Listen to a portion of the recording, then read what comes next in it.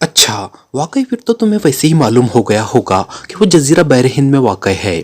इमरान ने कहा, बहर हिंद में जजीरा? कौन सा जजीरा? जयराम ने चौंकते हुए पूछा। जजीरा डाकर, आर्शिया, कोकोश, बहुत से जजीरे हैं बहर हिंद में। उनके लिए तुमसे अहद लेने की क्या जरूरत थी? इमरान ने मुंह बनाते हुए कहा। वो दरअसल जयराम को जहनी तौर पर उलझाना चाहता था। वो चाहता तो इस बूढ़े आदमी पर तशद्दुद करके भी उससे असल हेडक्वार्टर पूछ सकता था, लेकिन जब से उसने सुना था कि जयराम ने मुकद्दस अहद किया हुआ है, उसने तशद्दुद का जहन से ख्याल ही निकाल दिया था। क्योंकि अब जयराम के हाथ पर पूरी दुनिया की दौलत रख दी जाए या उसके जिस्म का एक एक रेशा अलहदा कर दिया जाए, वो अपना मुकद्दस अहद कभी नहीं तोड़ेगा। अब तो यही एक सूरत रह गई थी कि उसे जहनी तौर पर उलझाकर और चक्कर देकर हेडक्वार्टर के बारे में कोई ऐसा इशारा मिल जाए जिससे हेडक्वार्टर को पता चलाया जा सके। तुम शायद मेरे मुंह से उस जजीरे का नाम निकलवाना चाहते हो जिस पर हेडक्वार्टर है, तो सुन लो, मैंने मुकद्दस अहद किया है, इसलिए अब चाहे तुम कुछ भी कर लो, मैं हेडक्वार्टर के मुतालिक कुछ नहीं बता सकता। तुम बस मेरे साथ बात करो कि तुम्हें किस किस्म का सिस्टम बनवाना है, कितनी पावर का और किस किस्म की डॉजिंग का। जयराम वाकई बेहद ज़हीन था। वो इमरान का असल मकसद ताड़ गया था। अरे मुझे क्या ज़रूरत है वाटर पावर के हेडक्वार्टर के बारे में पूछने की? हमारा उनसे क्या ताल्लुक है? हमारा तो धंधा ही अलहदा है। मैं तो सिर्फ ये सोच रहा था कि अगर उस सिस्टम की तफसीलात मालूम हो जाए तो मैं अपनी तंजीम के बड़ों की तसल्ली करा सकता हूँ कि वाकई जयराम तवील फासले की डॉजिंग देने वाला सिस्टम तैयार करा सकता है। इमरान ने अब एक नए पहलू से बात करते हुए कहा। तुम्हें कितने फासले का डॉजिंग सिस्टम चाहिए? जयराम ने कहा। तुम जितने ज्यादा से ज्यादा फासले का बना सकते हो, इमरान ने जवाब दिया। जयराम किसी तरह भी काबू में ना आ रहा था। मेरा क्या है, मैं तो दुनिया के एक कोने से दूसरे कोने तक का सिस्टम बना सकता हूँ, सिर्फ वेस्ट की पावर ही बढ़ानी है। जयराम ने कहा। तो ठीक है, फिर मैं फासले का हतमी तौर पर मालूम कर लूँ, फिर तुमसे बात होगी। वैसे तुमने अखराजात और अपना मुआवजा नहीं बताया, वो तो बता दो ताकि हमें मालूम तो हो कि तुम कितने अखराजात कराने के मूड में हो। इमरान ने कहा। देखो मिस्टर, मैं तुम्हें एक फार्मूला बता दूं। इस सिस्टम में 100 मील पर $50 लाख खर्च आएगा और मेरा मुआवजा फी 100 मील $5 लाख होगा। अब तुम जितने फासले का कहो मैं तैयार करा देता हूँ, लेकिन मेरा मुआवजा पेशगी होगा। जयराम ने दो टूक अंदाज में बात करते हुए कहा। पेशगी? ये तो नामुमकिन है। आधा पेशगी आधा बाद में, सारी दुनिया का यही उसूल है। इमरान ने इनकार में सर हिलाते हुए कहा। होगा दुनिया का उसूल, मगर जयराम का ये उसूल है कि वो मुआवजा पेशगी लेता है। मैंने वाटर पावर से पूरा मुआवजा पेशगी ले लिया था, हालांकि वो हमारी मुकद्दस तंजीम है। जयराम ने सख्त लहजे में कहा। अरे वो क्या मुआवजा होगा, ज्यादा से ज्यादा उन्होंने 100-150 मील का सिस्टम बनवाया होगा बस। इमरान ने बड़े हिकारत आमेज लहजे में कहा। 100-150 मील जुनूबी बहरुल काहिल से बहरे मुंजम शुमाली तक 200-400 मील बनते हैं। दुनिया के दो मुख्तलिफ कोने हैं एक लिहाज से, जयराम ने कहा। और इमरान की आंखों में एक बार फिर चमक लहराई। कम से कम एक और पॉइंट उसे मिल गया था कि वाटर पावर का हेडक्वार्टर जुनूबी बहरुल काहिल में है। खौमाखा कोने बनते हैं। जुनूबी बहरुल काहिल तो मेरे ख्याल में मैक्सिको तक चला आता है, उसके बाद शुमाली बहरुल काहिल और फिर ऊपर बहरे मुंजम शुमाली का इलाका शुरू हो जाता है। हेडक्वार्टर अगर मैक्सिको में हो तो तुम खुद कहो कितना फासला बनता है? इमरान ने एक बार फिर तहकीर आमेज लहजा इस्तेमाल करते हुए कहा। खौमाखा मैक्सिको का नाम ले रहे हो, तुम खुद सोचो खते इस्तेवा से ग्रूटलैंड का कितना फासला बनता है। अरबों डॉलर मुआवजा बना था मेरा, जयराम ने मुंह बनाते हुए कहा। और बाद में उन्होंने ये अरबों डॉलर छीन भी लिए होंगे तुमसे, वरना तुम इस खस्ता मकान में और इस खस्ता हालत में यहाँ ना बैठे होते और मुलाजिमत करने पर मजबूर होते। मुझे अहमक बनाने की कोशिश ना करो जयराम, मैं इस मामले में बड़ा सख्त आदमी हूँ, इमरान ने कहा। लेकिन अब उसके जहन में सूरत हाल ज्यादा वाज़ेह हो गई थी। मैं दौलत खर्च करने से अरबों दौलत कमाने का कायल हूँ मिस्टर अदनान, वरना मेरी दौलत से तो कई बैंक चल रहे हैं। बहरहाल मैंने तुम्हें मुआवजा बता दिया है, अगर तुम्हारी तंजीम रजामंद हो जाए तो मुझसे बात कर लेना, वरना नहीं। और ये भी सुन लो कि इस मुआवजे में $1 भी कम नहीं हो सकता। मैं इस मामले में इंतहाई सख्त हूँ और तुम अब मुझे इस सारे मशवरे और वक्त का मुआवजा भी दे दो, जयराम ने उखड़े हुए लहजे में कहा। पहले मुझे ब्लैक पागोस कॉल करके चीफ बॉस से पूछने तो दो कि तुम्हें मुआवजा दिया जाए या नहीं, या गोली मारकर खत्म कर दिया जाए। इमरान का लहजा यकलक बदल गया। क्या क्या मतलब? ब्लैक पागोस का क्या मतलब? जयराम बुरी तरह बौखला गया था। सुनो जयराम, हमें इत्तला मिली थी कि कुछ लोग तुमसे हेडक्वार्टर का पता पूछना चाहते हैं। तुम चूंकि दौलत के पुजारी हो, इसलिए हेडक्वार्टर का ख्याल था कि हो सकता है कि तुम दौलत देखकर अपना मुकद्दस अहद तोड़ दो। चुनांचे उन्होंने मुझे फर्जी गाहक बनाकर भेजा ताकि मैं तुम्हें टटोलूं, और अगर मैं ये समझूं कि तुम मुकद्दस अहद तोड़ दोगे तो फिर तुम्हारे सीने में इकट्ठी 4-6 गोलियां उतार दूं। और अब तक मैंने तुम्हारे साथ जो बातें की उनका मकसद सिर्फ तुम्हें टटोलना था, और तुमने अपनी मौत को खुद आवाज दे दी है, क्योंकि तुमने एक अजनबी को बता दिया है कि वाटर पावर का हेडक्वार्टर ब्लैक पागोज में है। इमरान ने इंतहाई शफाक लहजे में कहा। दोस्तों, ब्लैक पागोज का सिलसिला जारी रहेगा, लेकिन उससे पहले अगर आप हमारे चैनल पर नए हैं या अब तक आपने हमारे चैनल को सब्सक्राइब नहीं किया है तो चैनल को सब्सक्राइब करें और वीडियो को लाइक ज़रूर करें। शुक्रिया। और उसके साथ ही उसने जेब से एक साइलेंसर लगा रिवॉल्वर भी बाहर निकाल लिया। मगर मैंने तो नहीं बताया, मैंने नाम लिया है ब्लैक पागोस का, मैं भला कैसे मुकद्दस अहद तोड़ सकता हूँ? जयराम ने बुरी तरह बदहवास होते हुए कहा। नाम ही तो नहीं लिया, बाकी सारे इशारे तो तुमने दे दिए। समंदर, जुनूबी बहरिल काहिल, खत इस्तवा। उसके बाद अहमक से अहमक आदमी भी समझ सकता है कि तुमने ब्लैक पागोस का नाम ले लिया है, क्योंकि जुनूबी बहरुल काहिल में ऐन खत इस्तवा पर सिर्फ एक ही जजीरा है और उसका नाम है ब्लैक पागोस। अब बोलो। इमरान का लहजा और ज्यादा सर्द हो गया। नहीं नहीं, ये गलत है, कोई नहीं समझ सकता। भला इन बातों से कौन समझ सकता है? तुम्हें चूंकि खुद पता था कि हेडक्वार्टर ब्लैक पागोस में है, इसलिए तुम समझ गए। आम आदमी नहीं समझ सकता। फिर तुमने बातें ही ऐसे की कि रवानी में ये इशारे भी मेरे मुंह से निकल गए। तुम बिल्कुल बेफिक्र रहो, मैं कभी अपना अहद ना तोड़ूंगा। जयराम ने सर हिलाते हुए कदरे खौफजदा लहजे में कहा, और इमरान के लबों पर फातिहाना मुस्कुराहट उभर आई, क्योंकि आखिरकार वो इस बूढ़े यहूदी को चक्कर देकर हेडक्वार्टर मालूम करने में कामयाब हो ही गया था। हाँ, तुम्हारी बात कुछ दुरुस्त लगती है, क्योंकि मेरे जहन में पहले से ये बात मौजूद थी, इसलिए मैं समझ गया। लेकिन तुमने इशारे तो बहरहाल दिए हैं, इसलिए चलो 6 गोलियां ना सही, 3 सही, 3 की रियायत कर देता हूँ। इमरान ने सर्द लहजे में कहा। नहीं नहीं, मुझे माफ़ कर दो, अपनी रकम वापस ले लो। मैं सब कुछ भूल जाऊंगा और आइंदा मैं मुकद्दस अहद करता हूँ कि किसी को इशारा भी ना करूंगा। जयराम के बूढ़े आसाब अब जवाब दे गए थे। नहीं, अब एक सूरत है कि मुझसे सौदा कर लो। मुझसे पहले गलती हो गई कि मैंने इकट्ठी 3 गोलियां मुफ्त छोड़ दी। अब 3 गोलियां बहरहाल रहती हैं और मैं इन 3 गोलियों को चलाने में हक बजानिब भी हूँ, क्योंकि तुमने 3 इशारे दिए थे। $1,00,000 फी गोली। बोलो 3 गोलियां। इमरान ने कहा। मम्मा, मेरे पास तो $1 भी नहीं है। तुम अपनी रकम ले लो और मुझ बूढ़े आदमी को माफ कर दो। मैं तुम्हारे सामने हाथ जोड़ता हूँ। जयराम अब मिन्नतों पर उतर आया था। ठीक है, मत दो रकम। तुम शायद समझ रहे हो कि ये रिवॉल्वर फायर नहीं करता। ये देखो, इमरान ने कहा, और उसके साथ ही उसने ट्रिगर दबा दिया।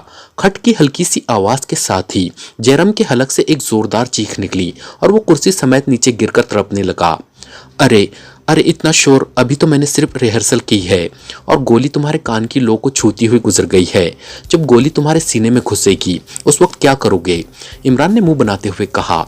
ले लो, सारी रकम ले लो, मेरी जान बख्श दो। उसका चेहरा पसीने से तर हो चुका था। निकालो, मेरी रकम के साथ ही फी गोली $1,00,000।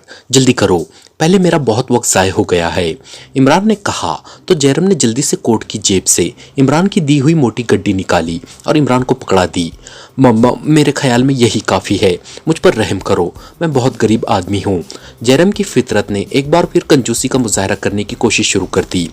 तो फिर 3 गोलियां खा लो, कुछ मुझसे ही वसूल कर लो, इमरान ने कहा और उसने ट्रिगर पर उंगली को जरा सी हरकत दी। अरे अरे, रुक जाओ, ले जाओ, मुझे अंदरूनी कमरे से लानी होगी रकम। जयराम ने कहा। ले आओ, इमरान ने बड़े फयाजाना अंदाज में कहा और अपनी रकम जेब में रख ली। जयराम तेजी से दौड़ता हुआ दूसरे कमरे में गया और उसके साथ ही उसने यकलक दरवाजा एक धमाके से बंद कर दिया। मुझ पर रहम करो, मैं गरीब आदमी हूँ, मुलाजिम हूँ, मेरे पास रकम नहीं है। दरवाजा बंद करके जयराम ने अंदर से मिन्नत भरे अंदाज में चीखना शुरू कर दिया और इमरान मुस्कुरा दिया। अच्छा, चलो उधार रही रकम, लेकिन ये बात सुन लो, अगर तुमने किसी को मेरे आने या हमारे दरमियान होने वाली बातचीत का इशारा भी किया तो फिर गोलियों की तादाद बढ़ जाएगी। इमरान ने ऊंची आवाज में कहा और तेजी से मुड़कर कमरे से निकला और दौड़ता हुआ फाटक की तरफ बढ़ गया। वो सिर्फ अपनी रकम वापस लेने के साथ साथ जयराम को उस वक्त तक खौफजदा करके खामोश रखना चाहता था जब तक वो अपने साथियों समेत यहाँ से निकल न जाए, क्योंकि अब असल हेडक्वार्टर का पता लग जाने के बाद अब उसका यहाँ ठहरना बेकार था। अब उसे किसी लाइन से सामान की जरूरत ना थी। उसने फैसला कर लिया था कि होटल पहुंचते ही वो मेकअप बदलकर होटल छोड़ देगा और फिर साथियों को लेकर यहाँ से चल देगा। किंग लाइन से निकलते ही उसे खाली टैक्सी मिल गई और उसने टैक्सी ड्राइवर को होटल ब्लू स्टार चलने का कहकर सीट संभाल ली। कैप्टन शकील, सफदर और तनवीर तीनों ने इमरान से अलहदा होते ही सबसे पहले तो बड़े बड़े होटलों को चेक किया। उसके बाद उन्होंने ऐसी बारें चेक करनी शुरू कर दी जहां राकली जैसी औरत की मौजूदगी का ख्याल किया जा सकता था। लेकिन मुसलसल 2 घंटे की चेकिंग के बावजूद जब उन्हें कोई ऐसी औरत नजर न आई जो राकली होती या कम से कम उस पर राकली होने का शक किया जा सकता, तो उन्होंने ये तलाश दूसरे रोज पर मुलतवी करके वापस अपने होटल जाने का फैसला किया। चूंकि उनके पास अपनी कार ना थी इसलिए वो यहाँ मुसलसल टैक्सियों का इस्तेमाल कर रहे थे। वैसे उन्होंने यूरोपियन मेकअप किया हुआ था इसलिए वो एक्रीमिया में अजनबी ही लगते थे।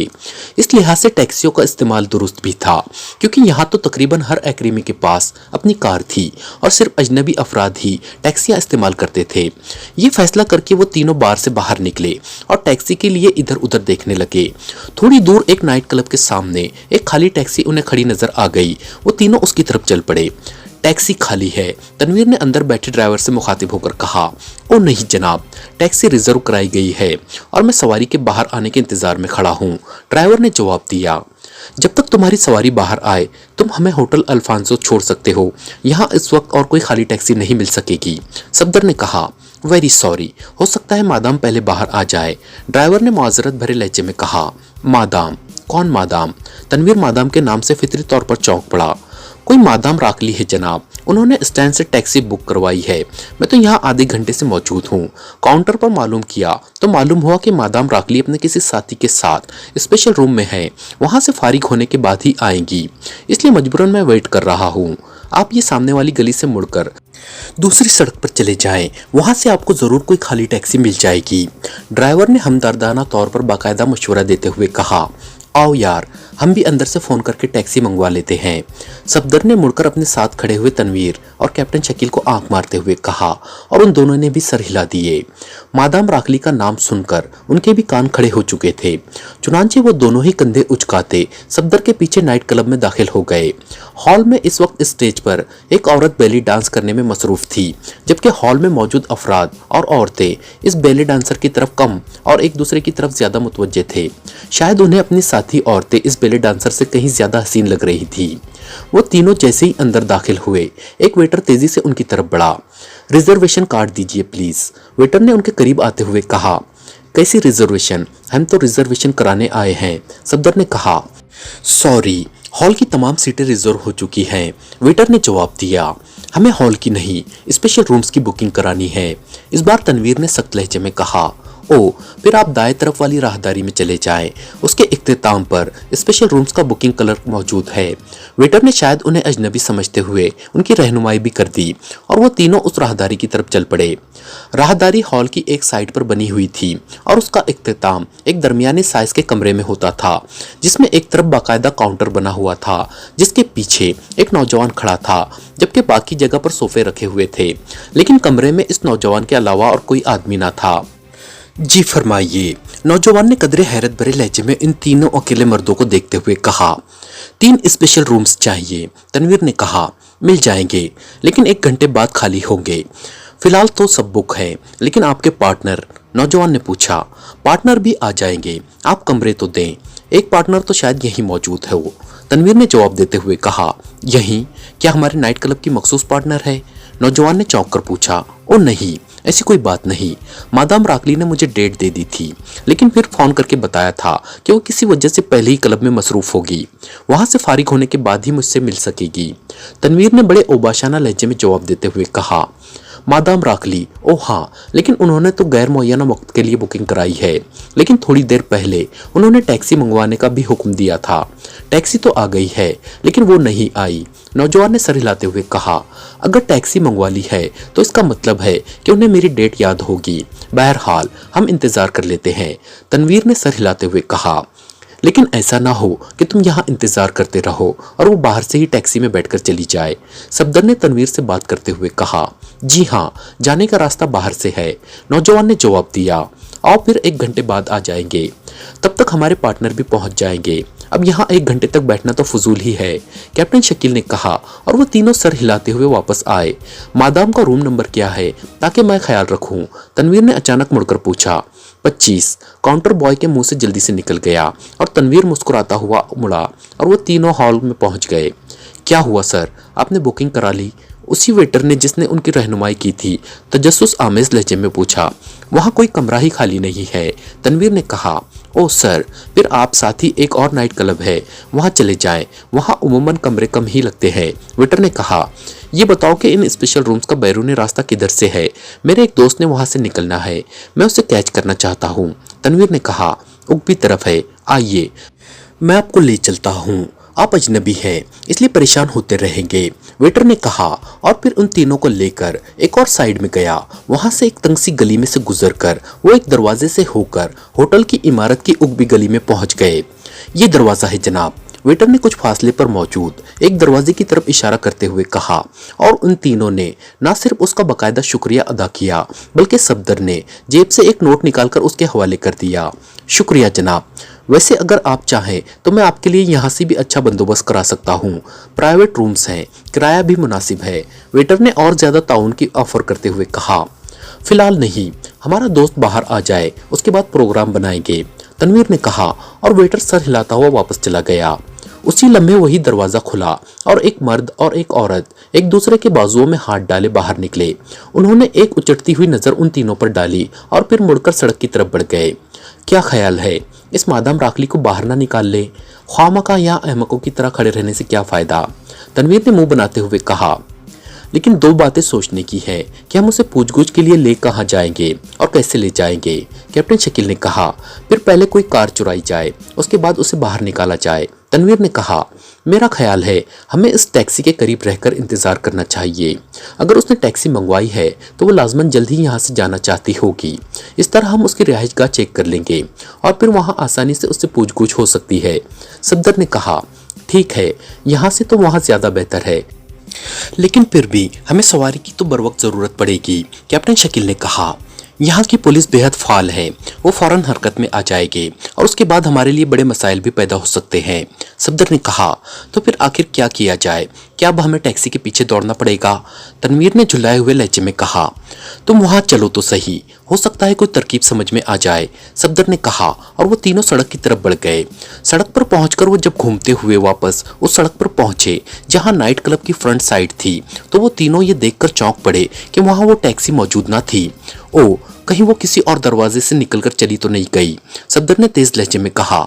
लेकिन वेटर ने तो निकलने का वही रास्ता बताया था, वहां से तो हम आ रहे हैं। हो सकता है टैक्सी वाला ज्यादा देर इंतजार करने की बजाय वापस चला गया हो, कैप्टन शकील ने कहा।